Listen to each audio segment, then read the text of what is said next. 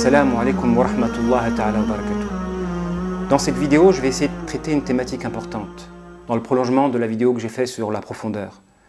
Et ce, en me basant sur le récit de Jacob. Car il est vrai que notre prophète alayhi salatu wassalam a dit dans une tradition authentique que les plus éprouvés dans ce bas monde étaient les meilleurs de la création, à savoir les prophètes, ensuite les personnes pieuses.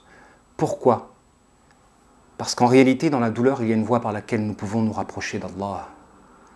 C'est pourquoi les personnes qui ne sont pas spécialement sincères, quand elles sont éprouvées, malheureusement, ne comprennent pas leur épreuve. Parce qu'il existe une science linguistique des épreuves qui nous permet de comprendre le sens de notre épreuve. Quand une personne n'est pas sincère, elle ne comprend pas. Parce que être sincère permet de viser, de comprendre. Et quand on ne comprend pas son épreuve, on aura tendance à renier le destin, à se mettre en colère contre Allah, voire à renier son existence.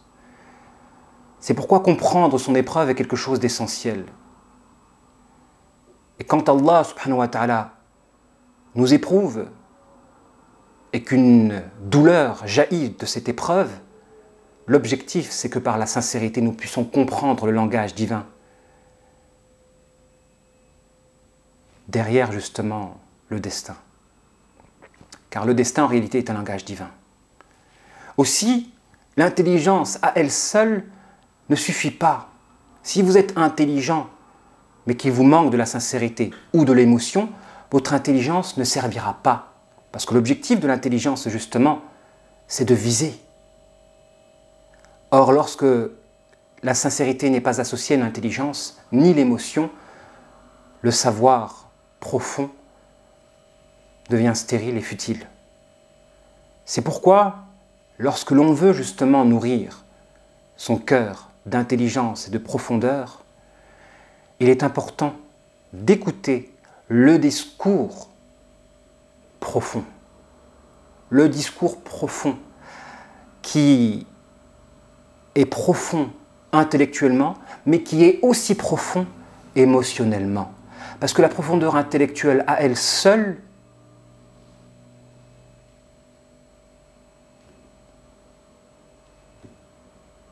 ne réforme pas.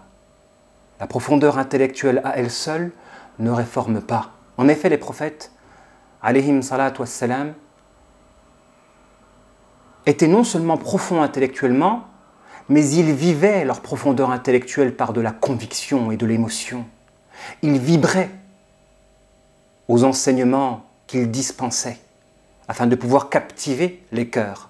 Mais quand vous avez quelqu'un d'intelligent qui n'associe pas à son intelligence une émotion profonde, alors il ne captive pas les cœurs. Et s'il ne captive pas les cœurs, il ne peut pas réformer les âmes et donc la société. C'est pourquoi il est important d'être profond, certes, mais d'une profondeur intellectuelle associée à de la sincérité et de l'émotion pure.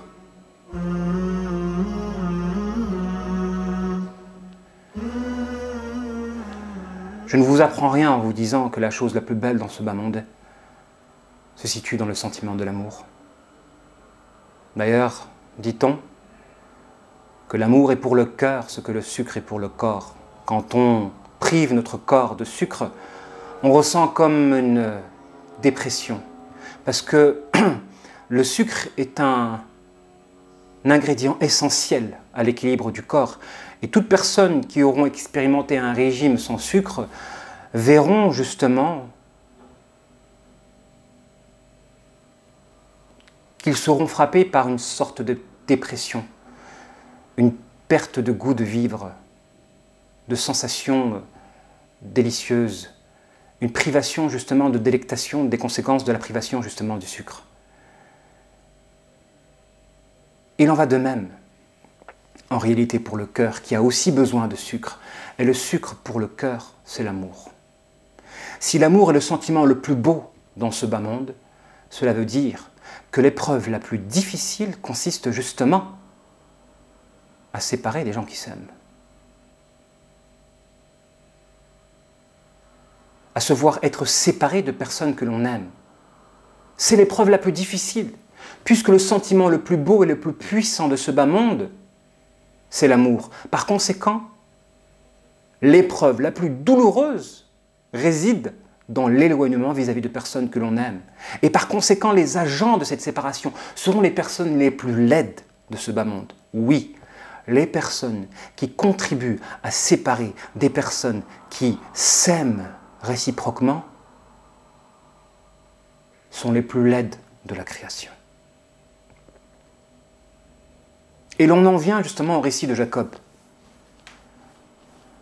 Le récit que vous connaissez sans doute tous et toutes.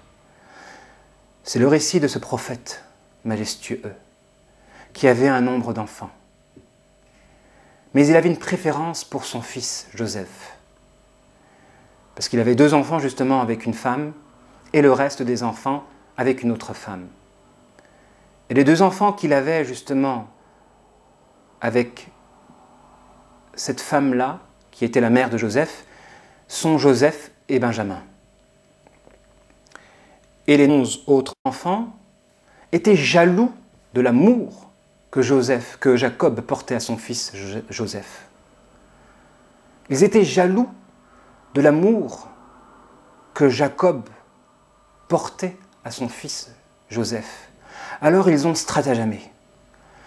Ils ont élaboré un stratagème justement pour éloigner Joseph de Jacob, pensant que sans ce rival, il pourrait bénéficier de l'amour en provenance de leur père.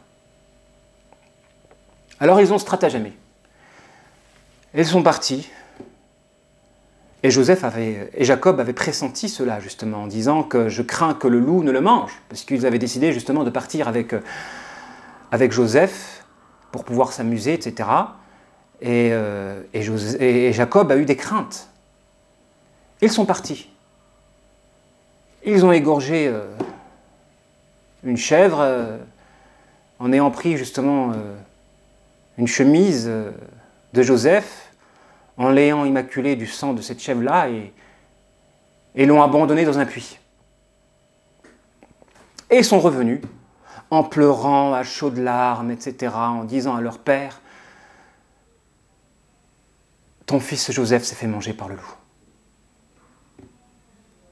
Bien évidemment que Jacob ne les a pas crus.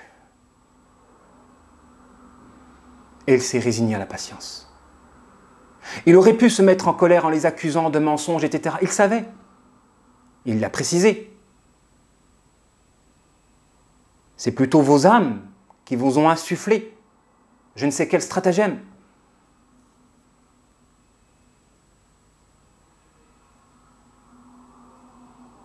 Et il s'est résigné à la patience. Parce qu'il a vu justement dans cette épreuve une voie par laquelle il allait se rapprocher d'Allah subhanahu wa ta'ala. Ça, c'est l'enseignement fondamental. Lorsque l'on est éprouvé, l'on doit essayer de comprendre notre épreuve afin de pouvoir, à travers cette dernière, se rapprocher d'Allah subhanahu wa ta'ala et pas s'en éloigner. Parce que de 2 choses l'une vis-à-vis d'une épreuve, soit on s'éloigne d'Allah subhanahu wa ta'ala, soit on se rapproche de lui. Quand on est sincère, on s'en rapproche. Mais quand on a une part d'hypocrisie, alors on s'éloigne d'Allah subhanahu wa ta'ala en s'opposant au destin, en disant pourquoi moi, voire en se mettant en colère contre Allah subhanahu wa ta'ala, voire en reniant l'existence d'Allah, parce que les gens qui ne croient pas en Dieu, pour la plupart, sortent l'argument pourquoi le mal sur terre. Parce qu'ils ne comprennent pas justement le sens du mal, qui a pour vocation justement de produire une douleur, dont la compréhension permet de nous rapprocher d'Allah subhanahu wa ta'ala. Et les compagnons le dirent. La meilleure des choses que l'on a eu à goûter dans ce bas monde fut la patience. Aussi, il ne faut pas se fier aux apparences. Quand ses frères sont venus voir leur père plein de remords et de tristesse, etc., ce n'était que du simulacre et de la simulation. Il ne faut pas se fier aux larmes, à l'émotion que certaines personnes peuvent fabriquer pour pouvoir ensorceler. Et ce qu'il faut extraire justement de la trahison de ces frères-là, c'est que certaines personnes pensent, parce que le but, en réalité, de ce stratagème démoniaque, c'était d'éradiquer Joseph, afin que l'espace du cœur de leur père Jacob puisse être libre, afin que ce dernier puisse aimer ses frères criminels, ses enfants criminels. Mais il n'en a pas été ainsi. En effet, Jacob, ayant pressenti ce stratagème-là, a redoublé d'amour pour son fils absent. Il a redoublé d'amour pour son fils absent. Une longue période, et le reste du récit, l'objectif n'est pas de le raconter ici en détail, puisque c'est un récit magnifique. Vous savez tous que par la suite, Joseph a été récupéré en tant qu'esclave et qu'il a été vendu. Ensuite, il a occupé une place stratégique au sein du royaume égyptien. Jusqu'à ce que par la suite, il retrouve ses 9 frères et qu'il les éprouve ensuite à leur tour en cachant quelque chose justement dans les affaires de Benjamin pour que celui-ci soit retenu prisonnier afin que les frères puissent repartir et revenir avec leur père et que le rêve de voir justement ces astres se prosterner devant lui ainsi que la lune et le soleil puissent enfin se réaliser. Magnifique récit. Mais je voudrais m'arrêter sur ce qui a motivé ces frères-là. Ils pensaient qu'en éradiquant Joseph, ils allaient pouvoir bénéficier de l'amour de leur père, puisqu'ils allaient rendre vacant un espace qui était occupé justement par Joseph. Mais il n'en a pas été ainsi, puisque Jacob a redoublé d'amour en l'absence de Joseph. Et là, il y a une sagesse encore très profonde dans le fait qu'Allah subhanahu wa ta'ala peut rendre passionnel un amour afin d'éprouver davantage. Car si les prophètes sont les plus éprouvés de ce bas monde et que l'amour est le plus beau des sentiments, alors l'épreuve la plus douloureuse, c'est justement de perdre un amour qui était passionnel pour nous, d'une passion alimentée par le divin. C'est comme si Allah subhanahu wa ta'ala, en réalité, était derrière Joseph, de telle sorte que Jacob, à travers l'amour qu'il portait pour son fils Joseph, portait un amour vis-à-vis de son Seigneur. Et la perte de Joseph, c'était comme vivre la perte, un éloignement vis-à-vis du divin. Et ceci est insupportable pour un prophète. Insupportable pour un prophète. Et des conséquences de cela, il en a perdu même la vue.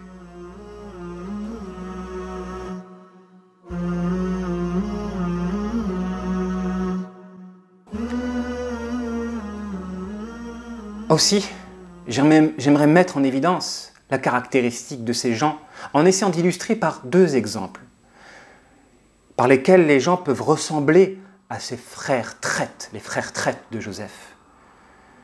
On n'obtient pas l'amour par l'éradication des potentiels rivaux. On n'obtient pas l'amour par l'éradication de potentiels rivaux. Ça, je l'ai déjà traité dans ma vidéo sur l'érotomanie. L'érotomane est celui qui se pense aimer de quelqu'un et qui consécutivement, dans son délire, va éliminer tous les rivaux potentiels. Donc, c'est un provocateur de corruption transversale. Généralement, c'est les phénomènes des groupies. Vous avez des gens, ils aiment une star éperdument et donc ils vont commencer à s'attaquer à tous les rivaux qui peuvent rivaliser dans l'amour qu'ils veulent exclusif. Et c'est la caractéristique, justement, d'Iblis. Iblis fut un érotomane. Il se pensait être le bien-aimé exclusif d'Allah subhanahu wa ta'ala. Et il n'a pas supporté qu'Allah subhanahu wa ta'ala crée une nouvelle créature, Adam, de ses propres mains, et demande aux anges de se prosterner devant sa nouvelle créature. Il n'a pas supporté cela, et il a refusé donc de se prosterner des conséquences de son érotomanie. Et le peuple juif, en réalité, sont pareils. Ce sont des gens qui se veulent exclusifs, ils veulent Dieu pour eux seulement. Et consécutivement, ils vont commencer à faire de toutes les autres races des sous-hommes. Eux, ce sont les élus, le reste, ce sont des animaux. On n'obtient pas l'amour du divin par l'éradication de potentiels rivaux. C'est la règle qu'il faut tirer de cet enseignement-là. Et toute personne qui adopte cette méthodologie pour pouvoir obtenir de l'amour, en réalité, se judaïse. Et à titre illustratif, vous avez les critiqueurs parmi les hommes. Vous avez des hommes qui critiquent autrui, autrui, autrui. En réalité, qu'est-ce qu'ils veulent à travers la critique? Vous pensez qu'ils veulent défendre la vérité? Non. D'ailleurs, on reconnaît une critique authentique d'une critique satanique, c'est que la critique authentique vise les idées, tandis que la critique satanique, elle s'attaque aux personnes. Et quand vous avez des gens qui s'attaquent beaucoup aux personnes, qui se moquent des gens, en réalité, ils aspirent à démontrer le fait qu'ils sont meilleurs. Ils aspirent à briller. Et la seule voie qu'ils ont trouvée pour pouvoir briller aux yeux des gens, c'est d'écraser les autres. Voilà. Les gens qui critiquent autrui et qui ont fait de la critique des autres leur culte favori, en réalité, ce sont des gens qui sont amoureux des éloges et qui aspirent à briller et qui n'ont pas trouvé de voie, qui n'ont pas trouvé d'autre voie pour pouvoir briller que d'écraser autrui. Ces gens-là se sont judaïsés en réalité. De la même manière que cette femme qui veut être exclusif aux yeux de son époux va essayer d'éradiquer tous les potentiels rivales parmi les coépouses, parmi les enfants, parmi les membres de sa famille, comme la mère, les sœurs, etc. Vous avez des femmes qui sont comme ça et qui veulent être exclusives dans le cœur de leurs époux et qui vont éradiquer tous les potentiels rivales ou tous les potentiels rivaux. En réalité, ces femmes-là se judaïsent aussi. Et c'est pourquoi j'ai envie de dire qu'en notre époque, nous avons énormément de musulmans qui sont plus judaïsés que véritablement musulmans. Dans le sens où leurs valeurs ne sont pas les valeurs de l'authentique musulman. Quand vous avez le prophète alayhi salatu wassalam qui dit La yu'minu ahadukum hatta yuhibba li akhihi ma yuhibbu li nafsihi, vous ne serez pas véritablement croyant tant que vous n'aimerez pas pour votre prochain ce que vous aimez pour vous-même. Où sont ces véritables croyants qui mettent en pratique ce hadith? Ou bien le hadith où le prophète alayhi salatu wassalam dit il suffit pour être mauvais de répéter ce qu'on entend. Où sont? Malheureusement, nous avons des musulmans qui écoutent la médisance. Et lorsqu'il y a un conflit, ils ne respectent plus les règles de l'éthique et de la morale. Ils avaient des valeurs avant le conflit, et dès qu'il y a un conflit, ils ne respectent plus les règles de l'éthique et de la morale. Tous les moyens vont devenir bons pour écraser l'adversaire. Ceci, ça fait partie des caractéristiques de l'hypocrisie. Ça fait partie des caractéristiques, justement, de la judaïté. Et quand vous avez des musulmans qui mentent, écoutent la médisance, se moquent, trahissent. Il faut savoir que le prophète alayhi salatu wassalam a dit dans une tradition authentique que celui qui trahit un croyant, il est maudit d'Allah, des anges et de l'ensemble des croyants. Et rien ne sera accepté de lui.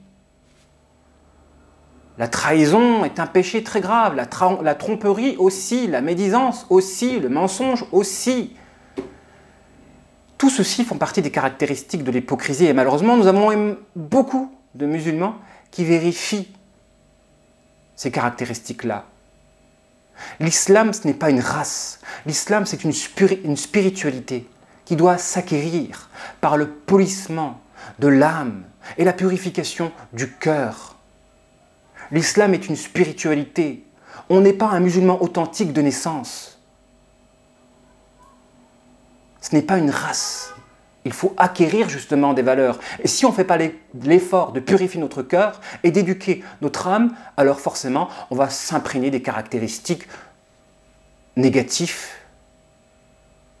de notre environnement ou des démons qui nous possèdent. Et généralement, il faut croire que la majorité des musulmans ont des caractéristiques de juifs.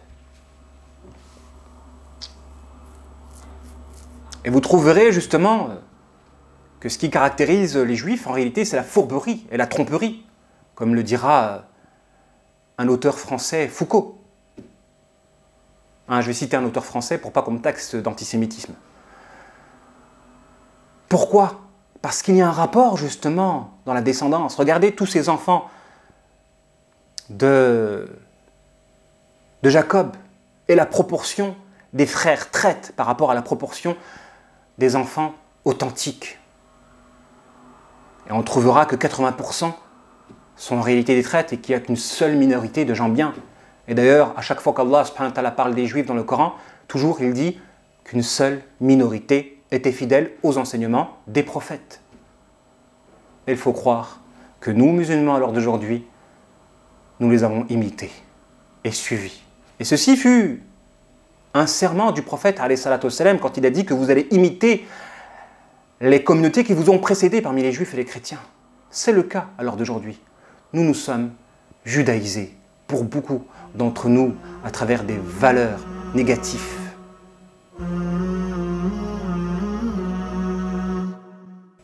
Pour terminer, j'aimerais dire que le véritable amour, pour pouvoir l'obtenir, ce n'est pas en éradiquant les potentiels adversaires qu'on peut l'obtenir. Le véritable amour s'obtient par des actes de sacrifice. Si l'on veut gagner du mérite, on ne le gagnera pas en écrasant tous les potentiels adversaires comme ceux qui critiquent et qui aspirent justement à briller en éliminant justement les potentiels rivaux. Rivaux dans le cœur des gens, parce que ces gens-là, en réalité, ils divinisent le regard d'autrui. Ils ne veulent que briller aux yeux des autres. Et pour cela, ils n'ont trouvé d'autre voie que d'écraser les autres. Pour pouvoir gagner le cœur de quelqu'un, la meilleure des voies, c'est d'aimer ce que ce quelqu'un aime. La meilleure des voies pour gagner le cœur de Jacob, en réalité, était d'aimer Joseph. Même si Jacob privilégiait Joseph sur le reste de ses frères. C'est en aimant ce que notre bien-aimé aime que l'on pourra gagner de la place dans le cœur de celui-ci. Il en va de même de ceux qui aspirent à être aimés d'Allah subhanahu wa ta'ala. Pour être aimé d'Allah, il faut aimer ce que Allah aime. Et Allah aime les prophètes. Et à partir du moment où on fait une distinction parmi les prophètes, on croit en certains d'entre eux et on déteste d'autres, forcément, nous n'aimons pas Allah subhanahu wa ta'ala. À une échelle globale, parce que le récit justement de Jacob, il peut se mettre en pratique à l'échelle globale. Vous avez les juifs qui croient en des prophètes et qui renient d'autres prophètes, voire tuent certains prophètes. Vous pensez que c'est de la sorte qu'ils vont gagner l'amour du divin? Non. Ils ressemblent toujours à ces frères traîtres qui, pensant qu'en éliminant justement le rival, ils allaient laisser vacant un espace dans le cœur de Jacob pour être aimé par lui. Non. La meilleure des voies pour pouvoir obtenir l'amour de quelqu'un, c'est d'aimer ce que ce quelqu'un aime. C'est d'aimer ce que ce quelqu'un aime. Et de ne pas chercher justement à s'attaquer à ce que ce quelqu'un aime en pensant que l'éradication des choses qui occupent l'espace de ce quelqu'un augmentera justement l'amour qu'il pourra nous porter. C'est faux. C'est faux. Un homme authentique qui se respecte, quand on agit de la sorte avec lui, ne pourra que vous détester davantage. Et Allah les a maudits, ces peuples justement qui ont cru en un prophète et qui ont mécru en d'autres prophètes. Parce que pour pouvoir gagner l'amour du divin, il faut aimer ce qu'Allah aime. C'est facile d'aimer Allah, comme le dit Ibn Qayyim al-Jawziyya. Vous avez des juifs et des chrétiens qui aiment Allah subhanahu wa ta'ala. Ce n'est pas suffisant pour mettre en œuvre le tawhid que d'aimer justement Allah. Ce n'est pas suffisant que d'aimer Allah pour mettre en pratique le tawhid. Il faut non seulement aimer Allah et aimer ce que Allah aime. C'est de la sorte que l'on met en œuvre le tawhid. Aimer ce que Allah aime, même si ce qu'il aime ne va pas dans le sens de notre ego, même si ce qu'il aime, ce n'est pas nous-mêmes, même si ce qu'il aime appartient à des choses qui sont différentes de nous, à des peuplades étrangères. Allah aime des choses. Et aimer ce qu'il aime, c'est la meilleure manière de gagner son amour. Ceci était l'enseignement que je voulais vous faire partager à partir du récit de Joseph, parce que malheureusement, vous avez des gens qui se trompent et qui se judaïsent en pensant obtenir de l'amour de quelqu'un par l'éradication de tout potentiel rivaux. Quand ils considèrent que les choses qui se trouvent dans le cœur de ce quelqu'un sont des rivaux. Qu'Allah nous préserve de la judaïsation de l'islam et qu'il puisse nous vêtir des plus belles valeurs afin que l'on puisse devenir des musulmans authentiques. Wassalamu alaikum wa rahmatullahi ta'ala wa barakatuh.